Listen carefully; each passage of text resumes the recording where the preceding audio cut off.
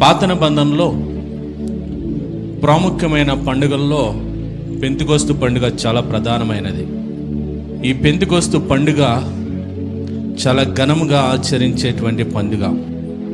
కాలం మారి కొద్దీ అపవాది మన మనోనేత్రాలకి గురుడితనం కలిగజేసిన కొలది ప్రాముఖ్యమైన పండుగలన్నిటిని పక్కన పెట్టి బైబిల్లో లేని మనకు అనుకూలంగా ఉన్నటువంటి మన సరదాలకి సంతోషాలకి అవకాశం ఉన్నటువంటి పండుగలకి మనము ప్రాధాన్యతను ఇస్తూ ఉన్నాం.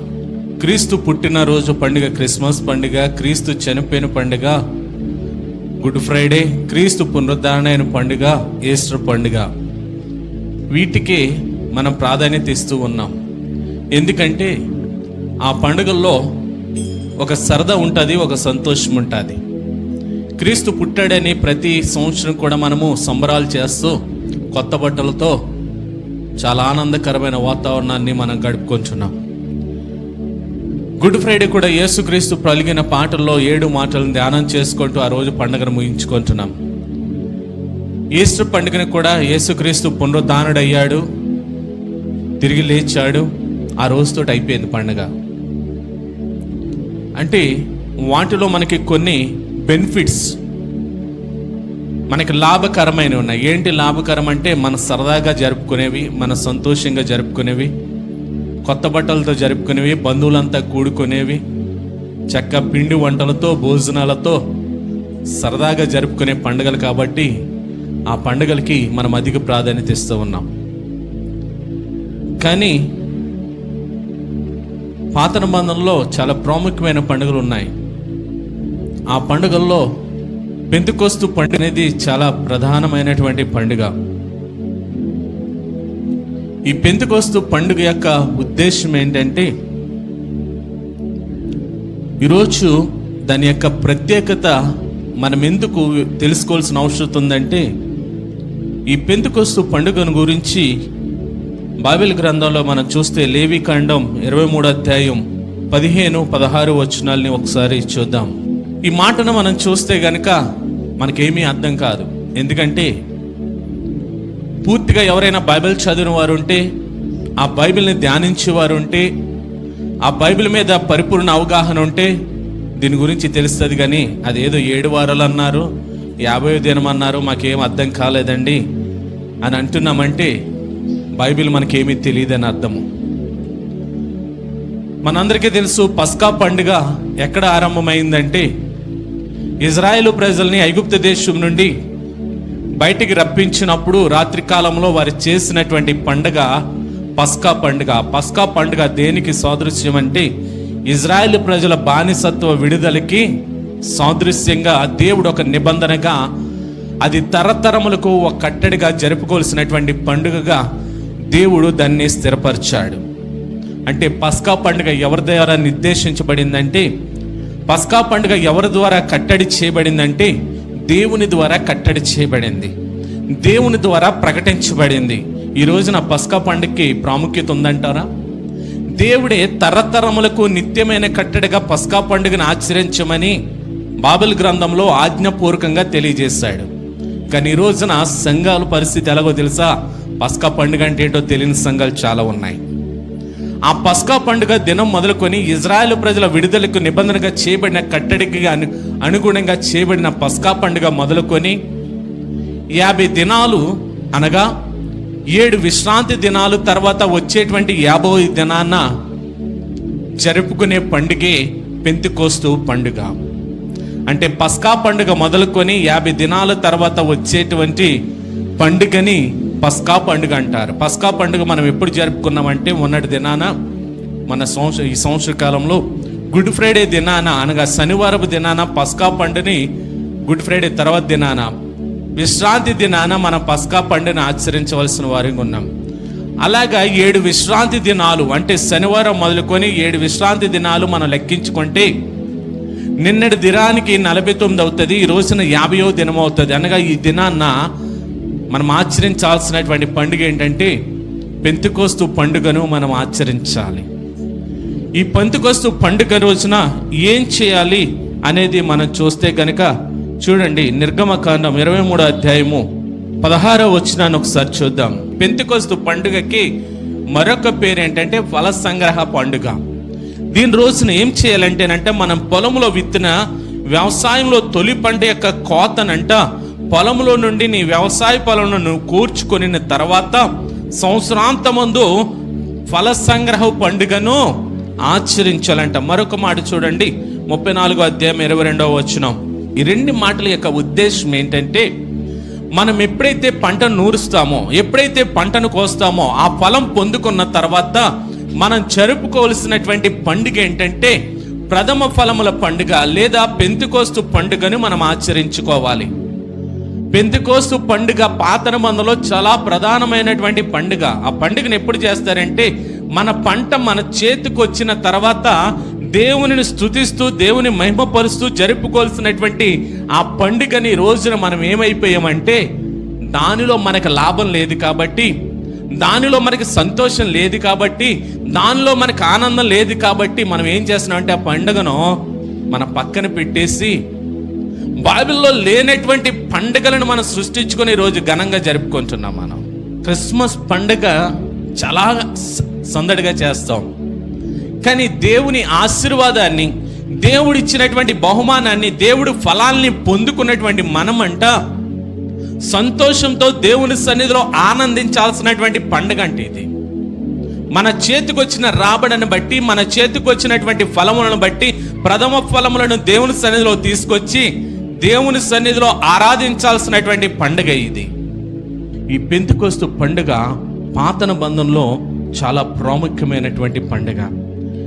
అక్కడ ఉన్నటువంటి యేసుక్రీస్తు ప్రభువు కూడా ఆయన ప్రతి సంవత్సరము కూడా పస్కా పండుగను, అలాగే ఈ పెంతెకొస్తు పండుగను, ఇలాగ 4 పండుగలు ప్రాముఖ్యమైన పండుగలు ఉన్నాయి. ఈ 4 పండుగలకి ఖచ్చితంగా యూదుల్లో ఉన్నటువంటి పురుషులు ఎక్కడికి వెళ్ళాలంటే యెరూషలేము దేవాలయాన్ని సందర్శించాలి. వారి ప్రపంచంలో ఎక్కడున్నప్పటికీ ఈ 4 పండుగలు కూడా ఖచ్చితంగా ఆ యెరూషలేము దేవాలయానికి ఖచ్చితంగా అటెండ్ అవ్వాలి.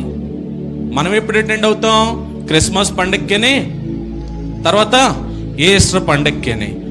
అంటే పండుగల యొక్క ప్రాధాన్యతను మనం ఎలా మారుస్తున్నామంటే, దేవునిని ఆరాధించి దేవుని మహిమపరచాల్సినటువంటి పండుగలను పక్కన పెట్టి మన కోసం, మనము ఘనత పొందుకోవడం కోసం, మన మహిమ కొరకు, మన సందడి కోసం మన సెలబ్రేషన్స్ చేసుకుంటున్నామే. కానీ దేవుడిచ్చినటువంటి పంటని కానీ, దేవుడిచ్చిన సమృద్ధిని బట్టి కానీ, దేవుడి దీవించిన దీవెనలను బట్టి కానీ, ఆశీర్వాదాలను బట్టి కానీ ప్రథమ ఫలములను దేవుని సన్నిధిలో తీసుకొచ్చి ఆ పెంతెకొస్తు పండుగను ఆచరించే దినాల్లో ఈరోజు మనము లేము. పెంతెకొస్తు పండుగ యొక్క ఉద్దేశము 50వ దినం పస్కా పండుగ నుండి 50వ దినాన్న పెంటెకోస్ట్ అనగానే మనం అందరూ కూడా అంటూ ఉంటాం కదా, పెంతెకోస్తు సంఘం అండి అని అంటాం కదా. పెంతెకోస్తు సంఘం అంటే అర్థం ఏంటి? పెంతెకోస్ట్ అనే మాట గ్రీక్ వర్డ్, పెంటెకోస్ట్ అనే గ్రీక్ వర్డ్ నుంచి వచ్చింది. పెంటెకోస్ట్ అంటే 50వ దినం అని అర్థం. ఏంటి 50వ దినం అంటే? పస్కా పండుగ మొదలుకొని 50వ దినాన్ని ఆచరించేటువంటి పండుగది పెంటెకోస్ట్ అనేది. ఆ రోజున యేసుక్రీస్తు ప్రభువు ఈ లోకానికి వచ్చాడు. ఈ లోకానికి వచ్చి తన శిలువ ప్రణాళికను, రక్షణ ప్రణాళికను అంతా జరిగించి శిలువ మరణం పొంది సమాధి చేయబడి 3వ దినాన తిరిగి లేచి మహిమ శరీరంతో 40 దినాలు ఇదే భూమి మీద అనేక మందికి కనపడుతూ వచ్చాడు. ఆయన 40 దినాన ఆరోహణం అయిపోతూ అక్కడ ఉన్నటువంటి శిష్యులతోనూ అక్కడ ఉన్నటువంటి ప్రజానికంతోటి మాట్లాడుతున్నాడు. నేను వెళ్ళి మీ వద్దకు వేరొక ఆదరణకర్తను పంపిస్తాను, నేను వెళితేనే కానీ ఆయన మీ మధ్యకు రాడు. నేను వెళ్ళిన తర్వాత, ఆయన వచ్చిన తర్వాత ఆయన మిమ్మల్ని ఏం చేస్తాడంటే సర్వ సత్యములోనికి మిమ్మలను నడిపిస్తాడు అని యేసయ్యే ప్రవచన రీతిగా వెళ్ళి 40వ దినాన ఆరోహణం అయిపోయే ముందు ఆయన పలికిన మాట ప్రకారం 50వ దినాన పెంతెకొస్తు పండుగకి శిష్యులతో పాటు ఉన్నటువంటి మొత్తం 120 మంది ఆ మేడ గదిలో, ఆ పండగ వాతావరణంలో వారు కూర్చుని ఉన్నారంట. ఆ పండగ వాతావరణంలో కూర్చుని ఉన్నప్పుడు, ఆ పెంతెకొస్తు పండుగను బట్టి దేవుని స్తుతిస్తున్నప్పుడు, ఆ పెంతెకొస్తు పండుగను బట్టి వారి జీవితంలో దేవుడు చేసిన మేలును బట్టి ప్రథమ ఫలములను వాటిని తీసుకొచ్చి దేవుణ్ణి ఆరాధిస్తున్నప్పుడు యేసుక్రీస్తు ప్రభు ఏ వాగ్దానం అయితే ఇచ్చాడో ఆదరణకర్తను పంపిస్తానని, ఆ ఆదరణకర్త పెంతెకోస్తు పండుగ దినాన ఈ లోకానికి రావడం జరిగింది. ఆ వాక్య భాగంలోనికి మనం వెళదాం. అపోస్తలుల కార్యాలు 2వ అధ్యాయము 1వ వచనం కాడి నుండి మనం చూచుకుంటూ వెళదాం. ఏ రోజు కూర్చున్నారు వీళ్ళందరూ? పెంతెకోస్తు పండుగను చేసుకోవడానికి వచ్చారా, లేకపోతే క్రిస్మస్ పండుగ చేయడానికి వచ్చారా? వాళ్ళు ఎక్కడున్నారంటే యెరూషలేములో ఉన్నారు. యెరూషలేములో మేడగదిలో అప్పటికి సంఘం లేదు, అప్పటికి చర్చ్ లేదు. వారందరూ కలిపి ఏం చేశారంటే పండుగను ఆచరించడానికి ఒక గదిలో కూడుకున్నారంట. ఆ పండుగను ఆచరిస్తున్నారంట.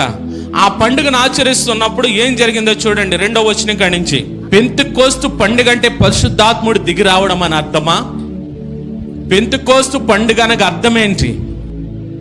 ప్రథమ ఫలములతో దేవుని సన్నిధానంలో ఆయన స్తుతించడం. అది పెంతెకోస్తు పండుగను జరుపుకోవాల్సిన విధానం ఏంటంటే ప్రథమ ఫలములతో దేవుని స్తుతించగలగడానికి రావాలంట మనము.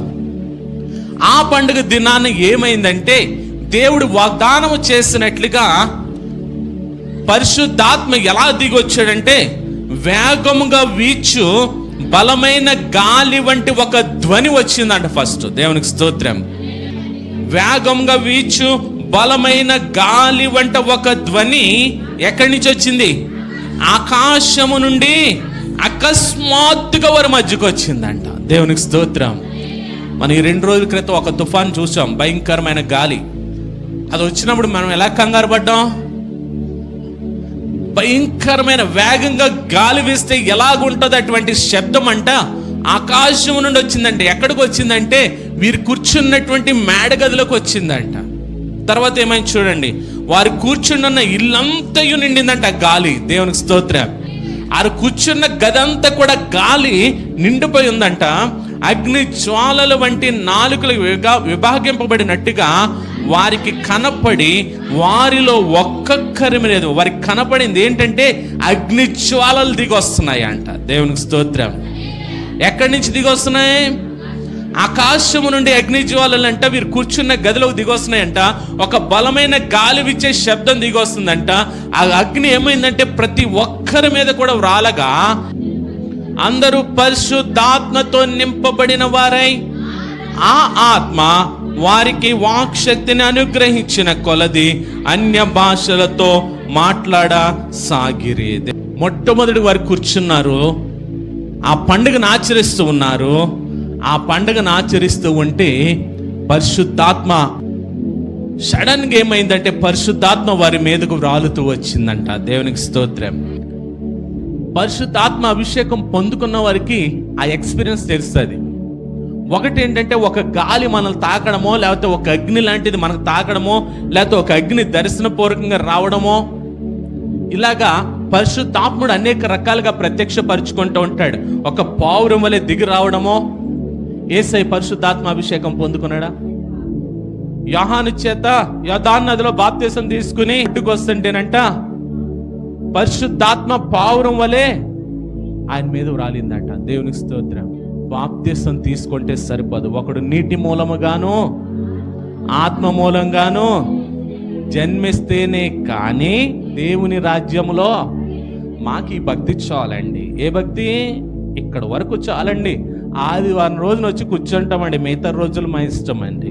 మీరందరూ యేసయ్య ఎప్పుడైతే చెప్పాడో నేను వెళ్ళి మీ మధ్యకి వేరొక ఆదరణకర్తను పంపిస్తా, ఆయన ఏం చేస్తాడంటే మిమ్మల్ని బలపరుస్తాడు, ఆయన ఏం చేస్తాడంటే మీకు బోధిస్తాడు, ఆయన ఏం చేస్తాడంటే మిమ్మల్ని నడిపిస్తాడు. ఇప్పుడు మనం ఒంటరికి వెళ్ళేదానికి ఇద్దరు కలిసి వెళ్ళేదానికి తేడా ఉందా లేదా? ఒంటరికి వెళ్తే ఏముంటుంది? మనకి భయం ఉంటుంది. అదే ఇద్దరం వెళ్తే ఒకరికొకరు సరదా మాట్లాడుకుంటూ వెళ్తాం కదా. ఇప్పుడు ఒక పరీక్షకి వెళ్ళాలన్నా, లేదంటే ఒక పని నిమిత్తం వెళ్ళాలన్నా, ఒక ఇంటర్వ్యూకి వెళ్ళాలన్నా, మనం ఎక్కడికన్నా వెళ్తున్నప్పుడు సింగిల్కి వెళ్తే మనకి ఎలా ఉంటుంది చెప్పండి? గుండె దడ దడ దడ అని కొట్టుకుంటారు కదా. ఇప్పుడు మనతో పాటు ఒక టాలెంటెడ్ ఇంటెలిజెంట్ ఉన్నారనుకోండి, మనకి ఎలా ఉంటుంది? నాకెందుకు ఆడు కదా ఇంటర్వ్యూలో ఫేస్ చేసేది, మనం కూడా వెళ్తున్నాం అంతే, ఆయన కదా సమాధానాలు చెప్పేది. పరిశుద్ధాత్ముడు మనకి ఏం చేస్తాడంటే టీచ్ చేస్తాడు, బోధిస్తాడు మనకి. పరిశుద్ధాత్మ దేవుడు బోధిస్తాడు. పరిశుద్ధాత్మ దేవుడు మనల్ని ఏం చేస్తాడంటే గైడ్ చేస్తాడు. పరిశుద్ధాత్మ దేవుడు ఏం చేస్తాడంటే మన పాపాన్ని ఒప్పింపజేస్తాడు. పరిశుద్ధాత్మ దేవుడు ఏం చేస్తాడంటే మన తప్పులు క్షమింపజేస్తాడు. పరిశుద్ధాత్మ దేవుడు మనకి ఏం చేస్తాడంటే మంచి మార్గంలో నడిచేటట్టుగా చేస్తాడు. కానీ మనం చాలా ఆశపడ్డాను. నేను ఆ అభిషేక ఆరాధనల కుటుంబాలుగా రెండంటే మీ మాట మీదే, మా పని మాదే. ఆ రోజు నేను చాలా మందిని చూచాను. ఎవరైనా పరిశుద్ధాత్మ అభిషేకం పొందుకుంటారేమో, భాషలు మాట్లాడతారేమో అని అంటే యాజ్ యూజువల్ పాత వాళ్ళు తప్పితే కొత్త వాళ్ళు ఎవరు కూడా. కానీ పరిశుద్ధాత్ముడు అంట తను అడుగు వారందరికీ కూడా నిశ్చయముగా అనుగ్రహించే దేవుడు అంట ఆయన. దేవునికి స్తోత్రం. అంటే మనం అడగక లోపం. వీళ్ళు ఎప్పుడైతే యేసయ్య చెప్పాడో, యేసయ్య ఆరోహణం అయిపోతూ ఎప్పుడైతే చెప్పాడో మీ మధ్యకు పరిశుద్ధాత్ముడు వస్తాడు, ఆయన మిమ్మల్ని బోధిస్తాడు, నడిపిస్తాడు, సర్వసత్యంలో జీవింప చేస్తాడు అని ఎప్పుడైతే చెప్పాడో వీళ్ళు ఎలాగున్నారంటేనంట మేడ గదుల్లో ఒక సహవాసంగా కూడి ఆసక్తితో అపేక్షిస్తున్నారంట. దేవుడు ప్రభు వాగ్దానం ఇచ్చాడే ఆ పరిశుద్ధాత్ముడు ఎప్పుడు దిగి వస్తాడనంట వారు ఎదురు చూస్తున్నారంట, ఆసక్తితో ఎదురు చూస్తున్నారంట. ఆ పండుగ దినం వచ్చింది. ఆ దినం వచ్చినప్పుడంట బలమైన గాలి వంటి ఒక శబ్దము అకస్మాత్తుగా వారి మధ్యకి వచ్చి గదంతా నిండుకుంది. అగ్ని నాలుకలకు విభాగింపబడినట్లుగా ఆ వేడి వచ్చి వారందరినీ తాకిందంట. ఎప్పుడైతే పరిశుద్ధాత్మ అగ్ని రూపంలో, గాలి రూపంలో వారి మధ్యకి వచ్చిందో వారు ఏమవుతున్నారంటే 4వ వచనం చూడండి ఒకసారి. ఆ అనుభవాన్ని ప్రతి ఒక్కరు కూడా రుచి చూడాలి. వస్తున్నాం, వెళుతున్నాం, ఇష్టమైతే వస్తున్నాం, కష్టమైతే మానేస్తున్నాం. దేవుని సన్నిధిలో అలక్ష్యంగా ఉంటే పరిశుద్ధాత్ముడు రాడు. పక్కా చెప్తున్నా నేను. మనం ఎలా ఉన్నామంటే బైబిల్ చేత పట్టుకుంటున్నాం, క్రైస్తవులమని చెప్పుకుంటున్నాం సమాజానికి. కానీ మన క్రియలు ఏం లేవంటే క్రైస్తవ క్రియలు మనలో కనపడతా. వస్తున్నాం, వెళుతున్నాం. దేవుని సన్నిధి అంటే అలక్ష్యం, దేవుని సన్నిధి అంటే నిర్లక్ష్యం. పోనీ మీ ఇంటికాడ చేసుకోవడం ఖాళీ లేదు, పెట్టే సమయంలో రాగలుగుతున్నామా? మాకు చాలా బిజీ అండి. మేము ఈ లోకంలో మీరు చేసే పని కానీ, కష్టం కానీ, సంపాదన కానీ ఏది కూడా మిమ్మల్ని పరలోక రాజ్యానికి తీసుకెళ్దాం. మీరు దేవుని సహవాసంలో ఎంతగా అభివృద్ధి చెందారో, ఆత్మీయ ఎంత అభివృద్ధి చెందారో, ఆత్మలో ఎంతగా నడిపించబడుతున్నారో ఇది రేపొద్దున అక్కడ లెక్కలోకి వచ్చేదే. కానీ నువ్వెంత కష్టపడ్డావు, నువ్వెంత సంపాదించావు, ఎంత నువ్వు వెనకేసుకున్నావు, ఎంత ప్రయాణం చేస్తున్నావు, ఏంటి అవి రావు. నువ్వు దేవుని సన్నిధిని విడిచిపెట్టామంటే ఖచ్చితంగా మీరు లెక్క అప్ప చెప్పవలసిన వారే. వాళ్ళు ఏం చేస్తారో తెలుసా? క్రీస్తు ప్రభు ఆరోహణం అయిపోయాడంట. ఆరోహణం అయిపోయిన కానుండి కూడా మేడ గదిలో వేస్ట్ చూస్తున్నాడంట. మేడ గదిలో ఆశతో అపేక్షిస్తున్నారంట. వాళ్ళు ఎన్ని రోజులు అపేక్షిస్తూనే ఉన్నారంటే 10 రోజులు అలాగే ఉన్నారంట మేడ గదిలో. యేసుక్రీస్తు ప్రభు వెళ్ళిపోయిన 40 దినాన్ని వెళ్ళిపోయిన తర్వాత 10వ రోజున పరిశుద్ధాత్ముడు వారి మధ్యకి దిగి వచ్చిన తర్వాత వారు ప్రతి ఒక్కరు కూడా పరిశుద్ధాత్మతో నింపబడిన వారై వాక్శక్తిని అనుగ్రహించిన కొలది. ఎవరు అనుగ్రహిస్తున్నారు వాక్శక్తి? పరిశుద్ధాత్మ దేవుడు వారికి వాక్శక్తిని అనుగ్రహించిన కొలది. భాషలు మన నోటితో మాట్లాడేస్తే రావయ్యి. అవి ఎవరు అందించాలంటే పరిశుద్ధాత్ముడు అందించాలి మనకి. ఆ వాక్శక్తి మన నాలుక మన స్వాధీనంలో ఉండదు, పరిశుద్ధాత్మ స్వాధీనంలోకి అప్పచెప్పగలిగితే ఆయన మాట్లాడిస్తాడు. వాక్శక్తి దేవుని దగ్గర నుంచి వచ్చే వాక్శక్తి ఏం చేస్తుంది అంటే అన్య భాషల్లో మాట్లాడడానికి పరిశుద్ధాత్మ దేవుడు సహాయం చేస్తాడు. పరిశుద్ధాత్ముడు ఇప్పుడే వచ్చాడండి. పరిశుద్ధాత్ముడు క్రొత్త నిబంధనలోనే ఉన్నాడండి.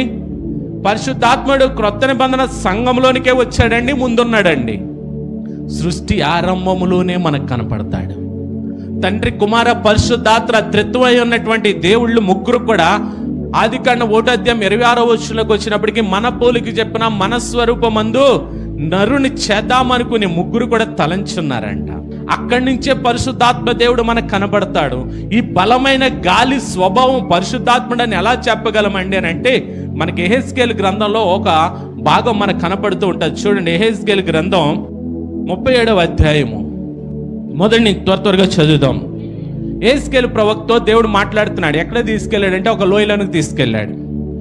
ఏంటి ఆ లోయ అంటే ఎండిన ఎముకలతో నిండి ఉన్నటువంటి లోయ అంట. అది తీసుకెళ్ళి అడుగుతున్నాడు యెహెజ్కేలుని, ఇదిగో ఆ ఎముకల్లో జీవం వస్తుందా అని అడుగుతున్నాడంట. నాకేం తెలుసు ప్రభా, నీకే తెలుస్తుంది అంటే, సరేగా నేను చెప్పే మాట చెప్పని వెళ్ళి వాటి దీనిలో జీవం వచ్చిందిగా కానీ ప్రవచించి అన్నాడంట. దేవునికి స్తోత్రం.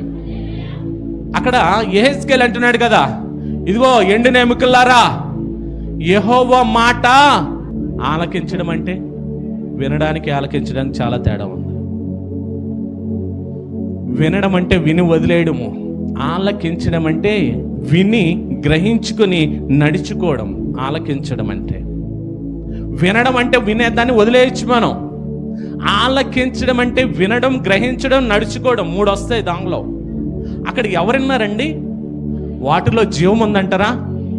ఇప్పుడు ఎండిన ఎముకలు, జీవం లేని ఎముకలు ఎవరి మాట ఉన్నాయి? ఇప్పుడు చెప్పండి, అవి గొప్పయా మనం గొప్పవడమా? మనం వింటున్నాం, విడిచిపెడుతున్నాం. ఆలకించే స్థితిలో మనం లేం. విని విడిచిపెట్టే స్థితిలో ఉన్నాం కానీ ఆలకించే స్థితిలో లేం. కానీ అక్కడ ఎండిన ఎముకలంట ఆలకించేయంట దేవుని మాటను. దేవుని స్తోత్రం.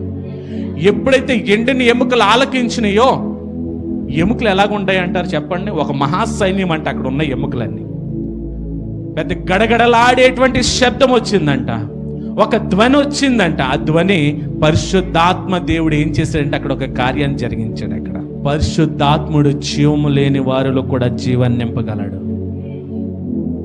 వద్దండి మాకు పరిశుద్ధాత్ముడు, మాకు వద్దండి. ఆయన నడిపిస్తే అంత మాట చర్చికి అంటాడండి. మరి టీవీలో ఎవరు చూస్తారో? ఆయన నడిపిస్తే అంత మాట చర్చికి అంటాడు. క్రికెట్ మ్యాచ్లు ఎవరు చూస్తారో? పరిశుద్ధాత్మ లేకపోతే వాడు నావాడు కాదు. ఎవరు చెప్తున్నారు ఈ మాట? స్వయంగా దేవుడే చెప్తున్నాడు. పరిశుద్ధాత్మ లేనివాడు నావాడు కాదు. ఈరోజు ఆ పరిశుద్ధాత్మ కోసం వారు ఎదురు చూచారంట. వారు ఎదురు చూచిన ఆశను బట్టి పరిశుద్ధాత్మ దేవుడు 50వ దినాన, పస్కా పండుగ మొదలుకొని 50వ దినాన వారి మధ్యకు వచ్చినప్పుడు వారు ఏమయ్యారంటే అన్య భాషలతో వారు మాట్లాడసాగిరే. దేవునికి స్తోత్రం. ఇక్కడ చనిపోయినటువంటి, ఎండిపోయినటువంటి, జీవం లేనటువంటి ఎముకలు దేవుని మాటను ఆలకించాయి. ఆలకించిన దాన్ని బట్టి ఆ ఎముకలన్నీ జీవాన్ని పొందుకున్నాయి. ఆ జీవాన్ని ఎప్పుడైతే పొందుకున్నాయో వాటికి చర్మం వచ్చిందంట, నరములు వచ్చినాయంట. అవన్నీ కలిపంట ఒక మహాసైన్యముగా తయారైనవి అంట. దేవునికి స్తోత్రం. అంటే మన దేవుడు ఎటువంటి దేవుడు అంటే ఎండిన ఎముకలలో కూడా జీవాన్ని నింపగల దేవుడు. పరిశుద్ధాత్మ దేవుడు చేసే కార్యాలు ఏంటంటే ఎండిపోయిన ఎముకల్లో కూడా తన ఊపిరిని ఊది జీవాత్మను నింపగల దేవుడు ఆయన. ప్రపంచం నలుమూలలో జీవిస్తున్నటువంటి యూదులందరూ కూడా పెంతెకోస్తు పండుగన యెరూషలేములో వారు నివాసం చేయడానికి వచ్చారు. ఆ పండుగను ఆచరించడానికి వచ్చారు. వారందరూ ఎప్పుడైతే ఈ కార్యము జరిగిందో, ఎప్పుడైతే ఈ యొక్క అద్భుతం జరుగుతుందో, వారందరిలో కూడా ఏమొచ్చిందంటే ఒక ఆశ్చర్యం వ్యక్తం చేస్తున్నారంట. ఏంటి అద్భుతం, ఏమైపోతుంది, ఏం జరుగుతుందో అర్థము కాని స్థితిలో ఉన్నారంట వారందరూ కూడా దేవుని కార్యాలనంట భాషలతో వివరిస్తూ ఉన్నారంట. ఆ 120 మంది భాషలు మాట్లాడుతున్న వారు దేవుని కార్యాలని, దేవుని గొప్పతనాన్ని వారు వివరిస్తూ ఉన్నారంట. అక్కడ పరిశుద్ధాత్ముడు మనలో ఉంటే, పరిశుద్ధాత్మ అభిషేకం మనలో ఉంటే మన నోరు ఎల్లప్పుడూ ఎవరిని మహిమపరుస్తుందో తెలుసా? దేవుణ్ణి మహిమపరుస్తుంది. పరిశుద్ధాత్మ అభిషేకం మనలో ఉంటే మనం ఎల్లప్పుడూ ఎక్కడికి పరిగెడతామో తెలుసా? దేవుని సన్నిధికి పరిగెడతాం, కానీ లోకాశల కోసం పరుగులు పెట్టాం, లోక అవసరతల కోసం పరిగెట్టాం, లోకం వైపు పరిగెట్టాం, దేవుని సన్నిధిని విడిచిపెట్టాం. అక్కడున్న వారందరూ 120 మంది దేవుని మహిమపరుస్తూ భాషలతో మాట్లాడుతూ ఉంటే అక్కడున్న వారందరూ ఆశ్చర్యపడుతున్నారంట. ఏంటి, ఏం జరిగింది, ఏం జరిగింది, ఏం జరిగిందని అక్కడ అందరూ కూడా ఆందోళన చెందుతూ ఉన్నారంట. అక్కడ కొందరైతే ఏమనుకుంటున్నారంటే ఆ చివరి వచనంలో, ఈ రోజున కూడా ఈ అపహాస్యం ఎక్కువైపోతుంది. క్రైస్తవులుగా భక్తి జీవితంలో జీవిస్తున్న వారికి అపహాస్యము ఈ అవమానాలు అధికమవుతున్నాయి. రే ఈడు భక్తి పరుడురా, రే ఈమె భక్తి పరురాలురా. ఎవరో తెలుసా అనేది, అపహాస్యం చేసేది ఎవరో తెలుసా? తోటి క్రైస్తవులే. మొన్నటి వరకు నువ్వు ఎలాగుండేవాడవో నాకు తెలియదా, మొన్నటి వరకు నువ్వు ఎలాగున్నావో నాకు తెలియదా, ఇప్పుడు వచ్చేసిందా భక్తి. ఇంట్లో తల్లిదండ్రులు బిడ్డలు అనే పరిస్థితులు వచ్చినాయి. అంటే క్రైస్తవ్యం ఏమైపోతుందంటే బయట వారి వల్ల కాదో, లోనున్న వారే అపహాస్యాన్ని పాలు చేస్తున్నారు. ఈరోజు ఇక్కడికి వచ్చి దేవుని సన్నిధిలో మనం ఆరాధిస్తుంటే, ఉదాహరణ ఆలోచించేయండి, నేను క్రైస్తవుడిని అని చెప్పుకుంటున్నటువంటి మనము, నేను ప్రతిరోజు ప్రార్థిస్తున్నాను అని చెప్పుకుంటున్నటువంటి మనము, ప్రతిరోజు దేవుని సహవాసాన్ని విడిచిపెట్టను అని చెప్పుకుంటున్నటువంటి మనము, దేవుని సన్నిధిలో దేవుణ్ణి ఆరాధించాల్సినటువంటి సమయం వస్తే మనం బయట ఉంటే ఆ అన్యుడు దేవుని ఎరిగిన వాడి చూస్తే ఎవరికి అవమానం? మనం ఏమైపోతున్నామంటే ఈ క్రీస్తు పునరుద్ధాన దినాన్ని కూడా లోకం వెంబడే పరిగెడుతున్నాం. క్రీస్తుని ఆరాధించాల్సినటువంటి సమయంలో కూడా లోకాశల వైపే పరిగెడుతున్నాం. అది ఎవరికి అవమానమో తెలుసా? క్రైస్తవ్యానికి, క్రీస్తుకి అవమానం అది. అక్కడ అనుకుంటున్నారంట, వీళ్ళు క్రొత్త మద్యం తాగారేమో అని అపహాస్యం చేస్తున్నారంట. ఈరోజు కూడా అదే పరిస్థితి సంఘానికి. మీరు రారు, వచ్చి వాళ్ళని అపహాస్యం చేసే స్థితిలో ఉంటున్నారు ఈ రోజున. చూడండి తర్వాత ఏమైందో సంఘ పరిస్థితి ఏమైందో చూద్దాం. తర్వాత 14, ఎవరైతే దేవుని సన్నిధిని ఎగ్గొడుతున్నారో, ఎవరైతే దేవుని సన్నిధికి దూరంగా ఉంచున్నారో, ఎవరైతే దేవుని సన్నిధిని నిర్లక్ష్యం చేస్తున్నారో, ఎవరు దేవుని సన్నిధి అంటే చులకన భావంతో ఉండి వెళ్ళే వారిని అపహాస్యం చేసే స్థితిలో ఉంచున్నారో, వారందరూ కూడా వినాల్సినటువంటి మాటలో ఇక్కడ ఈరోజు పేతురు గారు బోధిస్తున్నారు. వినండి, పేతురు గారు మాట్లాడుతున్నారు. ఇదిగో మీరు వినాలి, మీరు చెవి యొక్క ఆలకించండి. వినండి ఏమంటున్నాడు అక్కడ. అమ్మా, మీరు ఊహించినట్లు వీరు మత్తులు కారు, ప్రొద్దుబడిచిన జామున కాలేదు. యోవేలు ప్రవక్త ద్వారా చెప్పబడిన సంగతి ఏమనగా 2వ అధ్యాయము 28వ వచనం కాడి నుంచి యోవేలు ప్రవక్త ఏదైతే ప్రవచించాడో ఆ ప్రవచన ప్రకారము దేవుడు, పరిశుద్ధాత్మ దేవుడు అక్కడ పేతురు ద్వారా సంఘానితో మాట్లాడుతున్నాడు. ఏమని మాట్లాడుతున్నారంటే, ఇదిగో అంత్యకాలంలో యోవేలు ప్రవక్త ద్వారా ఏ ప్రవచనం అయితే చెప్పబడిందో ఆ ప్రవచన నెరవేర్పు జరుగుతుంది. ఆ ప్రవచన ప్రకారం ఇప్పుడు జరుగుతుంది.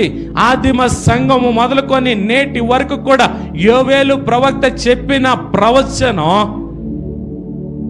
అది నెరవేర్పులోనే ఉంది.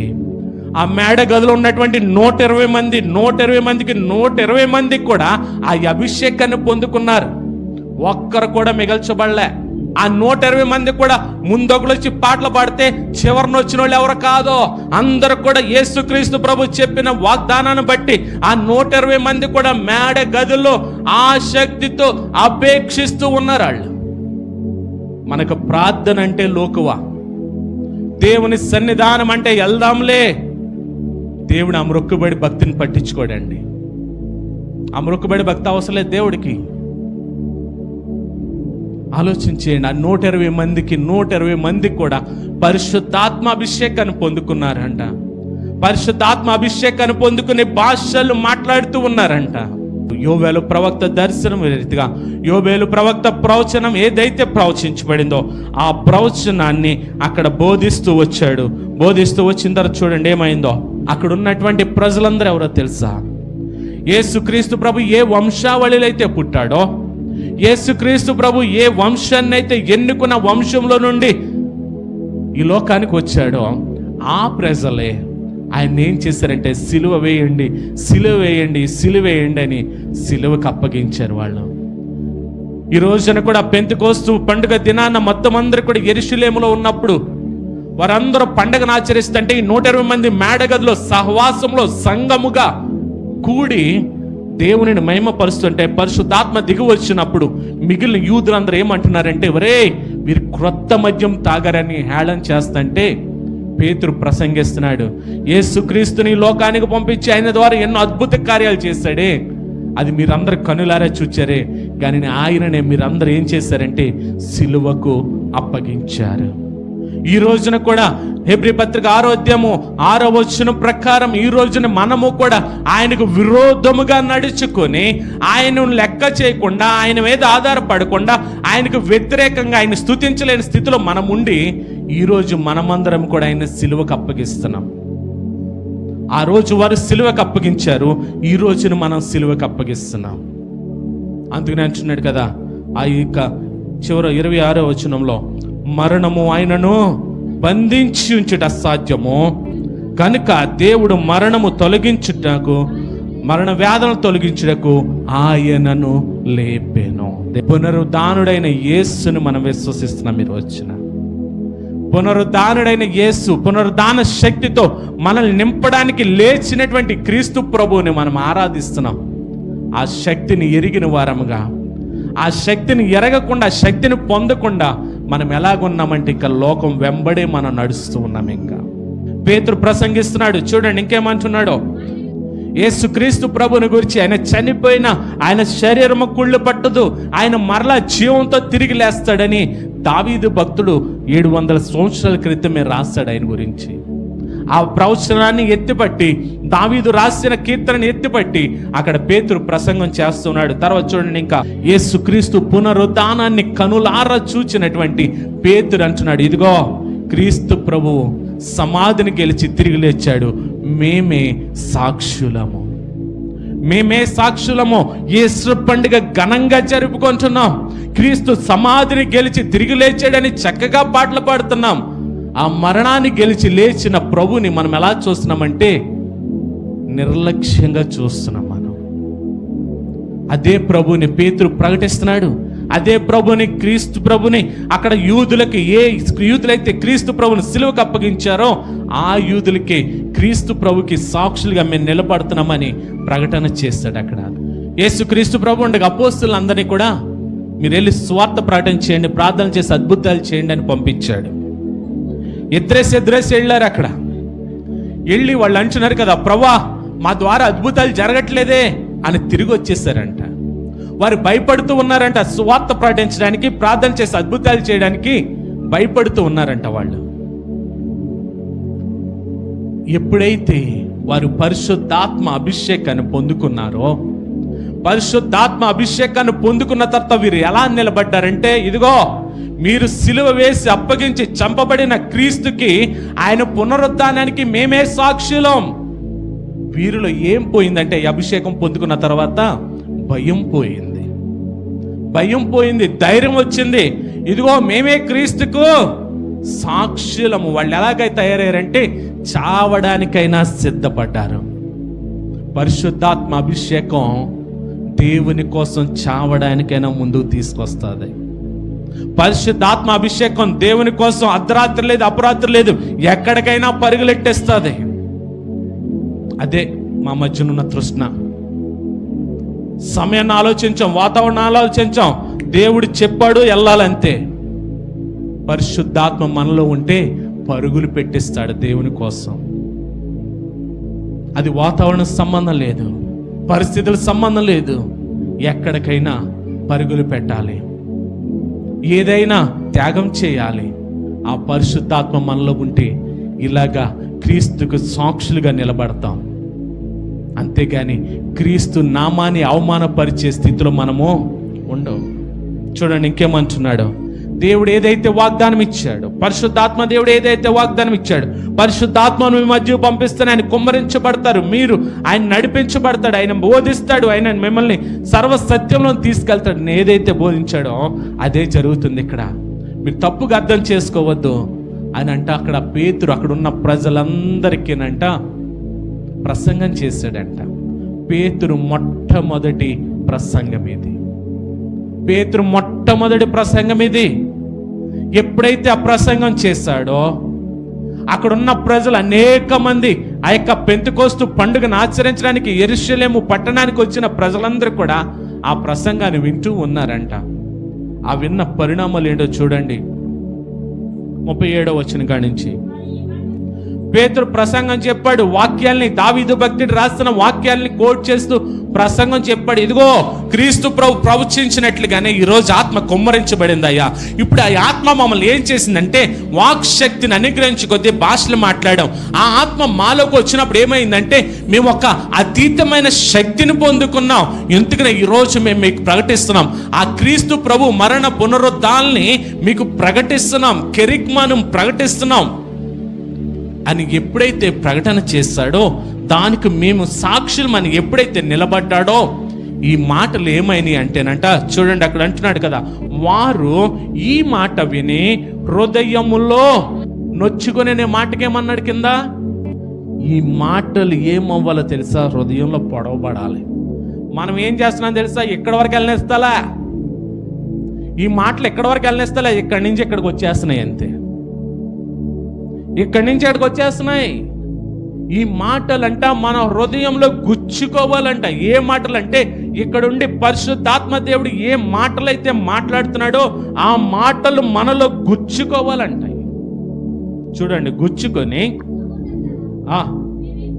మేమేమి చేద్దామని పేతురును కడమ అపోస్తలులు మిగిలిన 11 మందిని అడిగగా, పేతురు మీరు మారు మనస్సు పొంది పాప క్షమాపణ నిమిత్తము ప్రతివాడు యేసుక్రీస్తు నామమున బాప్తిసం పొందుడి, అప్పుడు మీరు పరిశుద్ధాత్మ వరమును పొందేదరు. వారు వెంటనే ఏమైందంటే ఆ ప్రసంగానికంట వారిలో ఒక మార్పు వచ్చిందంట, ఒక పశ్చాత్తాపం వచ్చిందంట. మనమా క్రీస్తుని సిలువకు అప్పగించింది మనమా, అయితే మేము ఏం చేయాలి, మేము చేసిన పాపానికి ఏం చేయాలి అని అంటే పేతురు అంటున్నాడు కదా, మీరు మారు మనసు పొంది పాప క్షమాపణ నిమిత్తము ప్రతివాడు యేసుక్రీస్తునందు బాప్తిసం పొందాలి. మన శుక్రవారం వచ్చిన వాళ్ళకి తెలుస్తుంది, దావీదు పాప క్షమాపణ నిమిత్తము ఎలా ప్రార్థన చేశాడు. మనలో పాపం ఉంది, మనలో శాపం ఉంది, మనలో అతిక్రమం ఉంది, కానీ మనం ఏం చేస్తాం తెలుసా, దేవుని మందిరానికి వస్తాం, వెళ్ళిపోతాం అంతే. కానీ ఈ మాటలు మనలో గుచ్చుకున్న తర్వాత మనం ఏం చేయాలో తెలుసా, ప్రార్థన చేసే వాక్యం చివరిలో నేను అదే చేస్తా, ఒప్పుకోండి అని అంటాను, ఒప్పుకోండి అని ఒప్పుకోలు ప్రార్థన చేస్తాను. మనం ఏం చేయాలో తెలుసా, పాప క్షమాపణ నిమిత్తం అంట యేసుక్రీస్తు నామములో బాప్తిసం తీసుకోవాలంట. ఎప్పుడైతే మనం బాప్తిసం తీసుకుంటామో అప్పుడు మనలోకి ఏమొస్తుంది అర్హత, పరిశుద్ధాత్మ అనే వరాన్ని మనము పొందుకుంటామంట. బాప్తిసం ఎంతమంది తీసుకున్నారు, పరిశుద్ధాత్మ వరాన్ని ఎంతమంది పొందుకున్నారు? ఏమన్నాడు పేతురు గారు,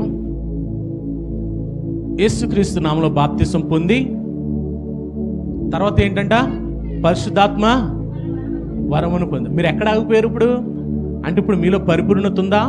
ఒక నీటి మూలంగాను ఆత్మ మూలంగాను జన్మిస్తేనే కానీ ఎక్కడికి లేదు. బాప్తిసం తీసుకొని చర్చికి రాకపోయినా పర్లే, పళ్ళలో పాల్గొకపోయినా పర్లే, అసలు దేవుని మందిరం ముఖం చూడకపోయినా పర్లే, ఎక్కడికి వెళ్ళిపోతాం? టికెట్ వచ్చింది కదా, ఏం టికెట్ అది? బాప్తిసం టికెట్. ఒకవేళ ఆ యొక్క గుడ్డి భక్తిలో ఉన్నారేమో బయటికి రండి.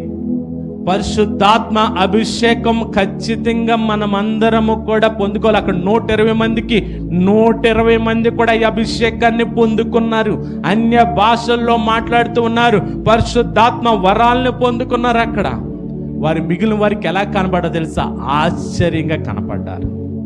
అక్కడ ఒక బ్యాచ్ని చూపిస్తున్నాడు. వారు ఎవరంటేనంట మూర్ఖులకు ఈ తరము వారు. అంటే అక్కడున్న బ్యాచ్ కొంతమంది హేళన చేస్తున్నారు కదా, ఆ బ్యాచ్ నుండి వేరవ్వమంటున్నాడు. ఆ బ్యాచ్ నుండి వేరయ్యి ఏం చేయాలంట, రక్షణ పొందుడని వారికి హెచ్చరించాను. మూర్ఖులన్న వారిని కింద ఏమన్నాడు చూడండి, వంకరగాడు అంటాం కదా వాళ్ళమాట. ఏం చేస్తారు వంకరోళ్ళు, రే వీడు చూడరా బైబిల్ అట్టుకు వెళ్ళిపోతున్నాడు రా, వీడు అంతమటు ప్రార్థన అంటున్నాడు రా, వాళ్ళ వంకరోళ్ళు. ఏంటి బాబోయ్ రోజు వెళ్ళిపోలేంటి, అయ్యి బాబోయ్ రోజు ప్రార్థన, వీళ్ళ వంకరోళ్ళు అపహాస్యం చేసేవాళ్ళు. అక్కడ అంటున్నాడు కదా పేతురు గారు, ఇదిగో ఈ వంకరోళ్ళ దగ్గర నుంచి దూరం అయ్యి మీరు రక్షణ పొందాలని చెప్తున్నాడు. ఆ వంకరోళ్ళు ఎవరంటే తాగేసి వీళ్ళు మాట్లాడుతున్నారు అని అపహాస్యం చేస్తున్నారు కదా. వీళ్ళకి భాషలు రాని బ్యాచ్ కొంతమంది ఉంటారు, భాషల వరకు భక్తి వెళ్ళలేని బ్యాచ్ కొంతమంది ఉంటారు. ఈ భాషలనే వాళ్ళ ఇష్టానుసారంగా వక్రీకరిస్తున్నారు. ఏం మాట్లాడుతున్నారు మీకు ఏమైనా అర్థమవుతుందా? వాళ్ళకి రావు కాబట్టి అర్థం కావు, వాళ్ళకి రావు కాబట్టి ఆ భాషలు మాట్లాడలేరు కాబట్టి అంత భక్తి జీవితం వారు పాటించరు కాబట్టి వారు ఏం చేస్తారంటే ఇది తప్పు అంటున్నారు. అంత భక్తి, అంత ఆత్మీయస్థితి, అంత లోతులకి వారు వెళ్ళలేక భాషలు మాట్లాడే వారిని అపహాస్యం చేసే మూర్ఖతరం ఈ రోజున కూడా ఉన్నది. వారి నుండి వేరై మీరేం చేయాలంటే రక్షణ పొందుడు అని వారిని హెచ్చరించాను. 120 మంది ఉన్నారు. 120 మందిని బట్టి 11 మంది అపోస్తులు ఉన్నారు. అపోస్తులు ముందుకు వచ్చినటువంటి పేతురు ప్రసంగం చేసినప్పుడు అక్కడ ఉన్నటువంటి యూదులందరూ, ఇజ్రాయెల్ ప్రజలందరూ కూడా ఆ యెరూషలేము పట్టణంలో ఆ పెంతెకొస్తు పండుగను ఆచరించడానికి వచ్చిన వారు పొరపాటు పడిన సందర్భంలో పేతురు ప్రసంగించిన ప్రసంగానికి ఎంతమంది 120 మందితో చేర్చబడారో తెలుసా? 3000 మంది రక్షింపబడ్డారంట. ఎవరిని గురించి మాట్లాడుతుంటే క్రీస్తు ప్రభుని గురించి చెప్పిన మాటలకి 3000 మంది బాప్తిసం తీసుకున్నారు. అంటే సంఘ ఆరంభంలో, సంఘ ప్రారంభమైనప్పుడు, సంఘ తొలి దినాల్లో తొలి ప్రసంగానికి ఎంతమంది రక్షణ పొందారంటే 3000 మంది రక్షణ పొందారు. ఎంతమంది అయ్యారు అప్పుడు సంఘం? 120 మంది, 3000 మంది, 3120 మంది అయ్యారు అక్కడికి. చూడండి ఈ సంఘము ఇంకేమైందో చూడండి. వీరు అపోస్తుల బోధ యందును, సహవాసమందును, రొట్టె విరుచుడు యందును, ప్రార్థన చేయుట యందును ఎడతెగక ఉండిరి. ఎవరిళ్ళు? అపోస్తులు ఒక్కరేనా? ఆ పైన ఎంతమంది అయితే 3000 మంది బాప్తిసం పొందారో వారు 120 మందితో చేర్చబడంట. ఈ 3120 మంది ఏం చేస్తున్నారంటే, మరొకసారి చూడండి, వీరు అపోస్తుల బోధ యందును, అంటే జాగ్రత్తగానండి, అపోస్తుల బోధ అంటే ఇప్పుడు ఈ సమయంలో ఎవరు వాక్యం చెప్తారు, ఏం వాక్యం చెప్తారు, ఏం మాటలు చెప్తారు, జాగ్రత్తగానాలి, ఏ వాక్యం చెప్తారు, ఎలా స్తుతిస్తారు, మనము కూడా పాల్గొవాలి, మనం కూడా ఆసక్తి కలిగి ఉండాలి. వీళ్ళు ఎప్పుడు చేస్తారు? అపోస్తులు ఎప్పుడు భక్తి చేస్తారా? అపోస్తులు ఎప్పుడు ఆరాధన చేస్తారా? ఎప్పుడు అపోస్తులు వాక్యాన్ని చెప్తారా అనంట ఎదురు చూస్తూ ఉన్నారంట. దేవుని వాక్యము కొరకు, వారు బోధించే బోధ కొరకు. వాక్యం దూరం అయితే మనకు విలువ తెలుస్తుంది. వాక్యం సమృద్ధిగా ఉంటే మనకే విలువ తెలీదు. సమృద్ధిగా భోజనం దొరికితే మనకి దాని విలువ తెలీదు.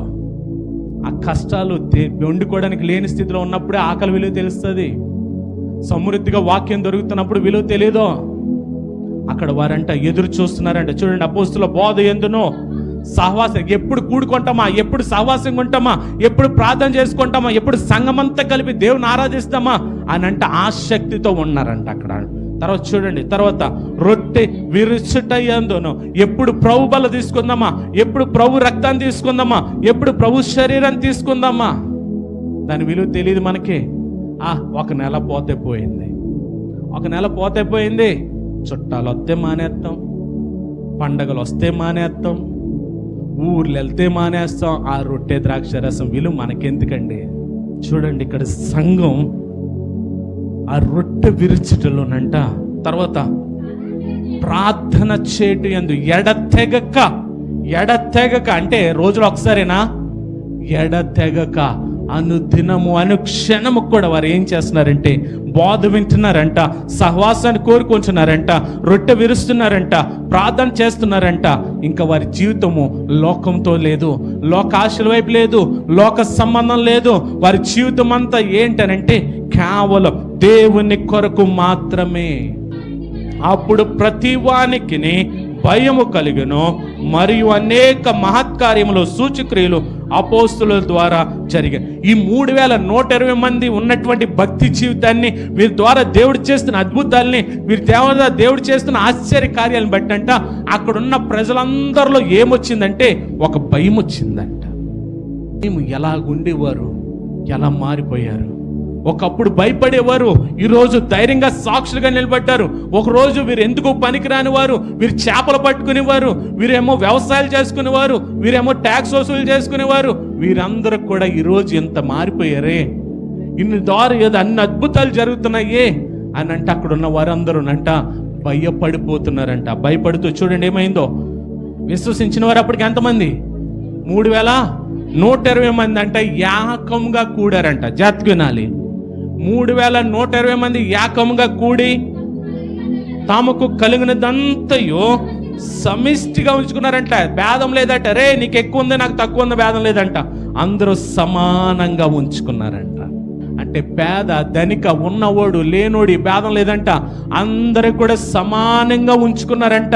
నాకు లేదు నీకు ఉంది కాబట్టి నాకు ఇయ్యి. ఇలాగ సమానంగా హెచ్చు తగ్గు లేకుండా అందరూ సమానంగా పంచుకుని, ఇదియు కాక వారు తమ చర స్థిరాస్తులను అమ్మి అందరికి వారి వారి అక్కర కొలది. ఏమమ్మారు వాళ్ళు? తాతల దగ్గర నుంచి వచ్చినాయి, నాన్నల దగ్గర నుంచి వచ్చినాయి, వాళ్ళ సంపాదించినవి, వాళ్ళు సంపాదించుకునే వీటన్నిటిని అమ్మేసంట. ఇదిగో నీకు కొదుగుందా, ఇదిగో నీకు కొదుగుందా, ఇదిగో అనంట. ఎవరు కూడా వారి దగ్గర ఇదిగో నా దగ్గర ఎంత ఉందని అహంకార ధోరణి లేదంట. అక్కడ సమానత్వ ధోరణి చూపిస్తున్నారు. అక్కడ ఎప్పుడైతే పరిశుద్ధాత్ముడు మనలో ఉంటాడో మనలో ఏమొస్తుందంటే దీనత్వం వస్తుంది. ఫస్ట్ ఆఫ్ ఆల్ మనలో తగ్గింపు వస్తుంది. మనలో ఏమొస్తుంది తెలుసా? దేవుని మీద ఆధారపడడం వస్తుంది. పరిశుద్ధాత్ముడు మనలో ఉంటే కనుక దేవుడే నాకు ఇస్తాడు, దేవుడే నన్ను పోషిస్తాడు, దేవుడు చాలు అనే భావన మనలోకి వస్తుంది. నేను చూస్తున్నాను ప్రార్థన ఎప్పుడవుతుందా పనికి వెళ్ళే వాళ్ళు చూస్తున్నాను. నేను ఎప్పుడు వెళ్ళిపోతారా పనులకి వెళ్దాం అనుకునే వారు కూడా ఉన్నారు. పరిశుద్ధ దినము, దేవుని పునరుత్థాన దినము. ఆ రోజు మీరు ఎంత సంపాదించిన దేవుని దినాన్ని దేవుని కాకుండా మీరు పనులకి వెళ్తే అది మీది కాదు. అనుభవపూర్వకంగా చెప్తున్నాను నేను. ప్రార్థన మధ్యలోంచి వెళ్ళిపోవడాలి. ప్రార్థన అవగానే పరిగెట్టేయాలి. పునరుద్ధాన దినము ఇది దేవునికి కేటాయించాల్సిందని. మందిరం అయిపోయిందా? అయిపోయిందండి. ప్రార్థన ఈ రోజంతా ఆరాధించేసాం. మిగిలిన సమయము దేవుని సన్నిధిలో ఏక మనస్సుతో దేవుని సన్నిధిలో మనము ఒంటరిగా ఆయనతో గడిపే సమయం తీసుకోవాలి. మందిరానికి వెళ్ళి వచ్చేసాం కాబట్టి మా పని అయిపోయింది. ఏది నీ వ్యక్తిగత సహవాసం ఎక్కడుంది? దేవునితో వ్యక్తిగతంగా అనుబంధం ఎక్కడుంది? సంఘ సహవాసం, సంఘ అనుబంధం కాదు, వ్యక్తిగత అనుబంధం ఎంతమందికి ఉంది? ఇక్కడ వారు పంచిపెట్టిరి మరియు వారు ఏక మనస్కులై. ఎలా ఉన్నారంట? ఏక మనస్కులై. ఆ 3120 మందికి కూడా ఒకే మనసు కలిగి ఉన్నారంట. మనక ఇది చేద్దాం, ఇదొద్దో, ఇది చేద్దాం, ఇదొద్దో, అలా కాదు, ఇది చేద్దాం. ఆ 3120 మంది ఏక మనస్కులై ప్రతి దినము దేవాలయములో తప్పక కూడుకొనొచ్చు. ఎప్పుడంట? వారానికి ఒకసారా? ప్రతి దినము ప్రార్థనాభిషేకాలు పొందుకున్నాం. ప్రతిరోజు ప్రార్థన చేస్తామన్నాం. ఇప్పటికి 3వ, 4వ హెచ్చరించాం. అయినా ప్రార్థన చేసేవాళ్ళు కనపడతలా. ఖాళీ లేవండి, పనులండి, బిజీ అండి. ప్రతి దినమును వారు దేవాలయంలో కూడుకొనుచు ఇంటింట రొట్టె విరుచుచు దేవుని స్తుతించుచు ప్రజలందరి వలన దయ పొందిన వారై ఆనందముతోనూ నిష్కపటమైన హృదయముతోనూ ఆహారము పుచ్చుకొనుచు ఉండిరి. వీరిలో ఈ సమానత్వం ఎప్పుడైతే వచ్చిందో, వీరిలో ఏక మనసు ఏకాత్మ ఎప్పుడైతే వచ్చిందో, వీరు దేవుని ప్రతి దినము దేవుని సన్నిధిలో దేవుని స్తుతిస్తూ దేవుని సన్నిధిలో రొట్టె విరుస్తూ ఉన్నారో, వీరిలో ఏమొచ్చిందో తెలుసా? ఆనందం కలిగిందంట. దేవునికి స్తోత్రం. నేను భోజనం ఏ బాధ లేదండి, హ్యాపీగా తింటున్నానండి అన్న వాళ్ళు ఎంతమంది ఉన్నారు? మనం భోజనం చేసినప్పుడు కొన్ని విషయాలు ఆలోచించుకుంటేనే తింటాం.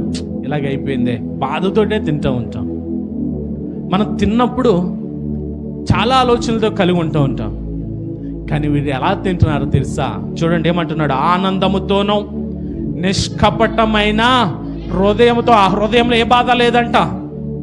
ఆ హృదయంలో ఏ కపటం లేదంటే, ఏ బాధ లేదంటే, ఏ చింత లేదంట. ఎందుచేతనంటే అనుదినము వారు ఎప్పుడైతే దేవుని సన్నిధానములో ఆయన్ని ఆరాధిస్తున్నారో, పరిశుద్ధాత్మ అభిషేకం ద్వారా వారు దేవుని స్తుతిస్తున్నారో, వారిలో సమానత్వం వచ్చిందో, ఏక మనసు ఏకాత్మ వచ్చిందో, వారిలోకి ఏమొచ్చిందంటే ఆనందం వచ్చిందంట. వారిలో ఏం లేదంటే ఆడికంటే నేను గొప్పగా ఉండాలి అనే మనసు లేదంట అక్కడ. వాడికంటే నేను ఎక్కువ సంపాదించాలి అనే మనసు లేదంటే అక్కడ. సమానత్వం కలిగి ఉన్నారంట. ఎప్పుడో తెలుసా? నువ్వు బాప్తిసం తీసుకున్న తర్వాత పరిశుద్ధాత్మ అనే వరాన్ని నువ్వు పొందుకుంటే ఈ లక్షణాలు మనలో కనపడాలి. నిష్కపటమైన హృదయముతో ఆహారము పుచ్చుకొని చుండిరి, మరియు ప్రవరక్షణ పొందుచున్న వారిని అనుదినము వారితో చేర్చుకొనుచుండెను. దేవునికి స్తోత్రం. ఈ 3120 మంది కూడా వెళుతున్నారంట.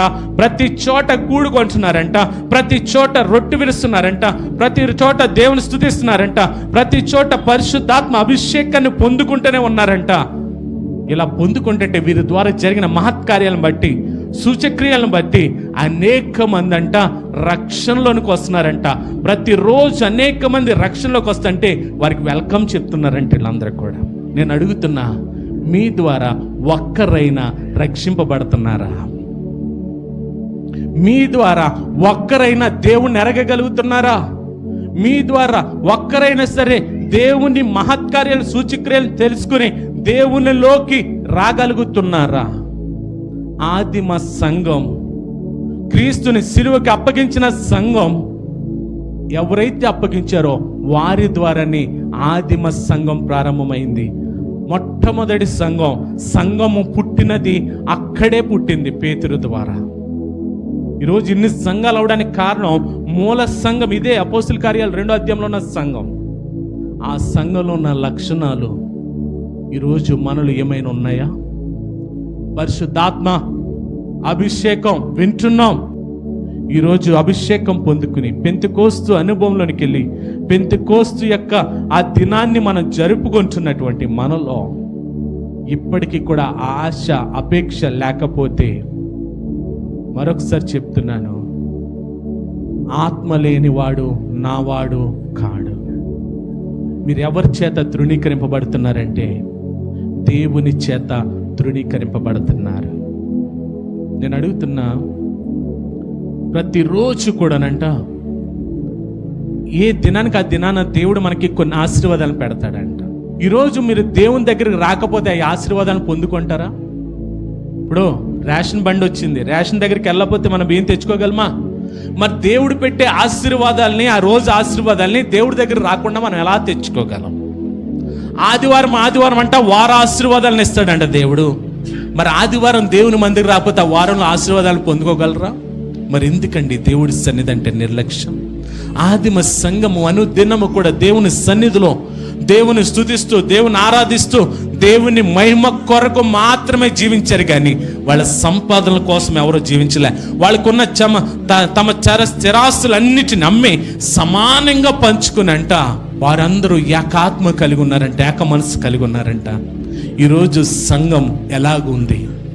పెంతెకోస్తు పండుగ, పెంతెకోస్తు అనుభవంలో వెళుతున్నటువంటి మనము, పెంతెకోస్తు సంఘంగా స్థాపించబడి ఆయన ఆరాధిస్తూ మనము గణపరుస్తున్నటువంటి మనలో పరిశుద్ధాత్మ అభిషేకము, పరిశుద్ధాత్మ వరాలు పొందుకోపోతే ఇది దేవుని సంఘము కానే కాదు. ప్రేమ కలిగిన మా తండ్రి, నీ కొందనాలు స్తోత్రాలయ్యా. ఎంతవరకు ఈ పెంతెకోస్తు పండుగ దినమున తండ్రి నీ సన్నిధానంలో విన్న మాటలను బట్టి ప్రభా, నీ ఆత్మచేత మమ్మల్ని అందరిని నింపండి. ఒకడు నీటి మూలంగానూ ఆత్మ మూలంగానూ జన్మిస్తేనే కానీ పరలోక రాజ్యం చేరడు అంటున్నావు ప్రభా. మేము నీటి మూలంగా జన్మ అయితే తెలుసుకున్నాం, కానీ ఆత్మ మూలంగా జన్మించి నీ అభిషేకంతో నింపబడి, నీ వరములతో నింపబడి నా ఆదిమ సంఘ అనుభవంలోనికి మమ్మల్ని కూడా జీవింపచేయమని ఈ మాటలను ప్రతి ఒక్కరి హృదయములో ఆలకించి నెరవేర్చేవారిగా ఉండగలిగే కృప ప్రతి ఒక్కరికి దయచేయమని యేసు నామములో ప్రార్థిస్తున్నాం తండ్రి. ఆమేన్.